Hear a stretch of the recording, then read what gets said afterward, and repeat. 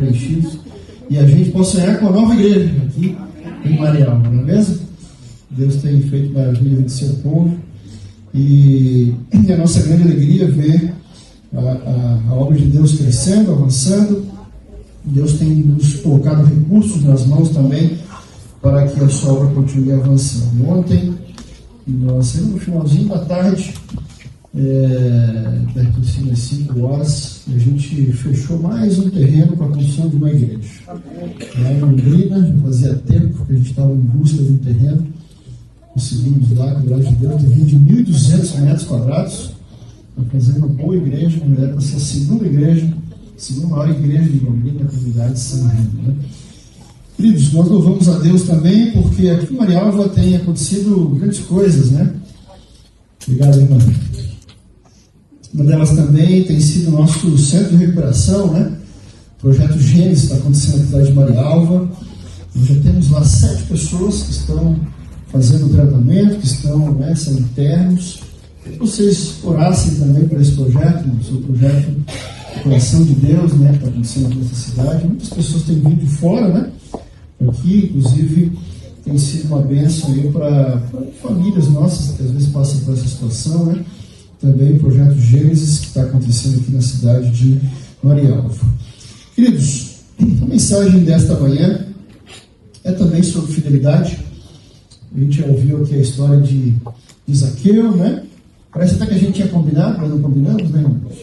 Mas Deus tem dirigido, e a minha responsabilidade também, como tesoureiro da associação, é falar sobre esse assunto. E aqui temos os nossos tesoureiros, né?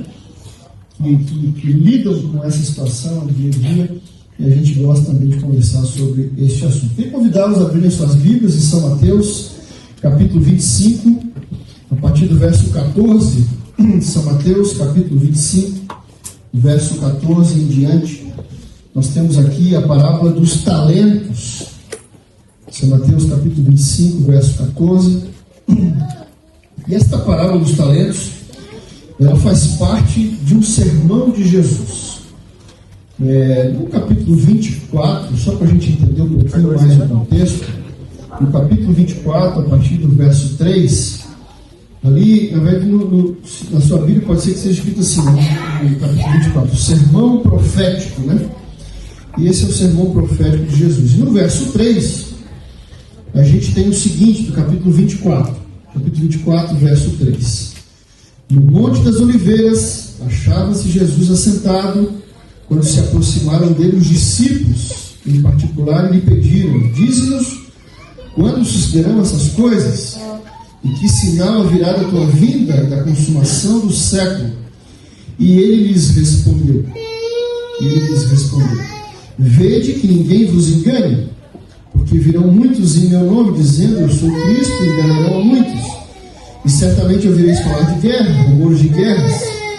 Vede e não vos assusteis, porque é necessário assim acontecer, mas ainda não é o fim. E aqui, Jesus então começa a discorrer o seu sermão profético. Ele estava então no Monte das Oliveiras, junto com os seus discípulos.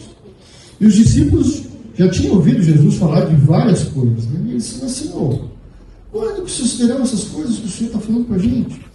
Nós não entendemos completamente ainda, nos explica melhor isso. E aí Jesus então faz um sermão, né?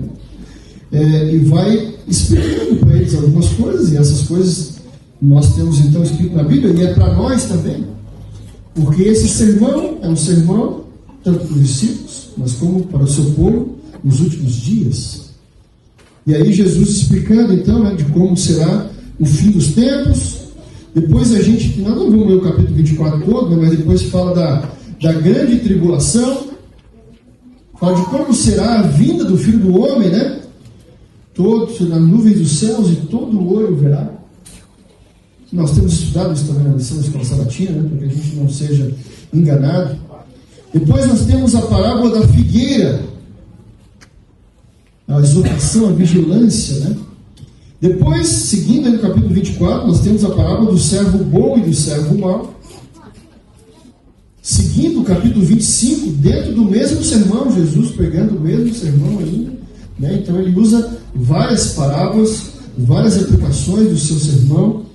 A gente tem então no início do capítulo 25 a parábola das 10 virgens, que nós conhecemos bem também, fala da nossa preparação, né? Cada um precisa ter a porção do Espírito ou a porção do azeite, né? Não dá para transferir, individualmente, né? Cada um precisa ter a sua porção. E nós precisamos estar preparados para receber o noivo, né? Que é o nosso Senhor Jesus. E aqui também Jesus vai se referindo a essa parábola falando dele mesmo, né? Dele mesmo, de como que ele viria, de como que aconteceria que ele era noivo também, né? E a gente chega então na parábola dos talentos, no verso 14. E essa parábola, pode ser que você já tenha estudado ela várias vezes, já tenha ouvido algum sermão, e ela tem, como todas as parábolas, várias aplicações, né? Mas dentro do contexto do sermão profético de Jesus, ela é uma mensagem para o seu povo nos últimos dias. Uma mensagem para nós que somos o seu povo. Depois de muito tempo, voltou o Senhor daqueles servos e ajustou contas com eles. Deixa sua Bíblia marcada aí, no capítulo 25 de Mateus, depois nós vamos ler o restante da parábola dos talentos. Mas, queridos, essa parábola traz alguns personagens, algumas situações. A primeira delas diz que será como um homem que, ausentando-se do país, né, chamou os seus servos. Quem vocês acham que era este homem aqui, né? Eu gosto de pensar aqui, lá em Salmos capítulo 24, verso 1, Salmos 24, verso 1, um texto que nós conhecemos bem, diz o seguinte, Salmos 24, verso 1, ao Senhor pertence a terra, e tudo que nela se contém, o mundo e os que nele habitam. Queridos, este mundo é do Senhor. Foi Ele que nos criou, pertencemos a Ele, somos suas criaturas. Infelizmente fomos sequestrados, né? Mas Ele virá para nos libertar. Portanto, queridos, tudo que temos e somos pertence ao Senhor. E como eu falei anteriormente, esta parábola, Jesus se refere a Ele mesmo. Portanto, o Senhor desta parábola é o Senhor nosso Deus. Ele criou todas as coisas, Ele que é o dono de tudo. E Ele se ausentou do país, né? E chamou os seus servos e lhe confiou os seus bens. Esse Senhor que é o dono de tudo, confiou bens aos seus servos. Quem representam esses servos? Aqui temos 3 servos, né? Lá em Gênesis capítulo 2, verso 15, Gênesis 2,15, lá no princípio, aqui diz o seguinte, né? Gênesis 2, verso 15. Tomou, pois, o Senhor Deus ao homem e o colocou no jardim do Éden, para o cultivar e o guardar. O Senhor colocou Adão e Eva para que cultivassem e guardassem o que pertence ao Senhor. E nós também, que somos filhos de Adão e Eva, fomos colocados também nesse mundo para cultivarmos e guardarmos o que pertence ao Senhor.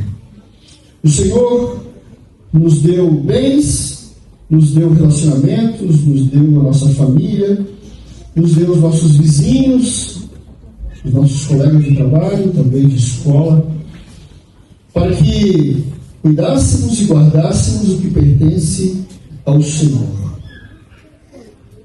É interessante aqui que o Senhor também diz, né? Deu a cada um segundo a sua própria capacidade. E então partiu. E depois de um tempo, ele voltou para prestar contas com os seus servos. Queridos, o Senhor vai voltar e vai prestar contas com cada um de nós, com aquilo que Ele colocou em nossas mãos. E a parábola também aqui fala de talentos, né? O Senhor nos deu dons, nos deu capacidades, nos deu habilidades, para que isso possa ser usado na sua causa, né? Possa ser usado para que cuidemos e guardemos das coisas que pertencem ao Senhor. Mas de maneira literal, a parábola, claro, podemos usar a parábola para falar de dons, de habilidades, de talentos, de funções que a gente também tem na igreja, né? Mas um talento, quando Jesus contou essa parábola, era uma quantidade de dinheiro. Um talento aqui era recursos financeiros. E segundo o comentário bíblico adventista, um talento era equivalente a 6.000 denários romanos ou 6.000 dracmas gregas. E pesava aproximadamente 21 quilos. Essas dracmas ou denários, né, eram moedas de prata. Moedas de prata. Então, pense comigo, um talento era um saco de moedas de prata que pesava aproximadamente 21 quilos. Não dá para te sair com esse saco de moedas na rua, né? Senão você poderia ser assaltado. Né? E o comentário bíblico fala também o seguinte, que esse talento era bastante dinheiro, sabe? Representava bastante dinheiro. É equivalente a de 18 anos de salário de um trabalhador comum. Tinha que trabalhar 18 anos para conseguir juntar um talento, ou seja, 6.000 dias, né, trabalhados aí, sem gastar nada. Né? Portanto, esta parábola, né, de maneira literal, fala de recursos financeiros. Né? Quando comecei a estudar essa parábola, eu tive um sentimento, pode ser que você já tenha tido também, de, às vezes, comparar, a gente gosta de comparar as coisas, né? Mas um ganhou 5 talentos, o outro 2, e o outro, coitado, ganhou só 1 talento, né? Parece meio injusta a coisa, né? Mas aqui a Bíblia fala que cada um ganhou segundo a sua própria capacidade, né? E quem determina a capacidade não é o servo, e sim o Senhor, né? E eles saíram, os que receberam 5 e 2 saíram imediatamente a negociar com eles. E teve um outro que acabou enterrando, naquela época também, por isso que a gente tem aí a caça ao tesouro, né? Por isso que a gente tem moedas aí nos museus, né, que foram encontradas em cavernas, né? Foram encontradas enterradas, né? Tem alguns tesouros aí que nunca mais se achou, né? Porque perdeu o mapa, né? E continua enterrado lá até hoje, né? Mas isso era uma prática na época de enterrar, né? Mas nós temos 2 servos que negociaram os seus talentos e temos um servo que infelizmente enterrou o seu talento. Essa parábola, segundo Ellen White, quando devidamente compreendida, ela pode nos ajudar a excluir a cobiça do nosso coração. Então eu li essa passagem também do livro Conselhos Volumes, eu preciso estudar um pouco mais dessa parábola, né, para entender um pouco melhor. E, queridos, como eu falei para vocês no início, essa parábola faz parte do sermão profético de Jesus, né? Ela tem uma mensagem para o seu povo nos últimos dias. E algumas lições que eu gostaria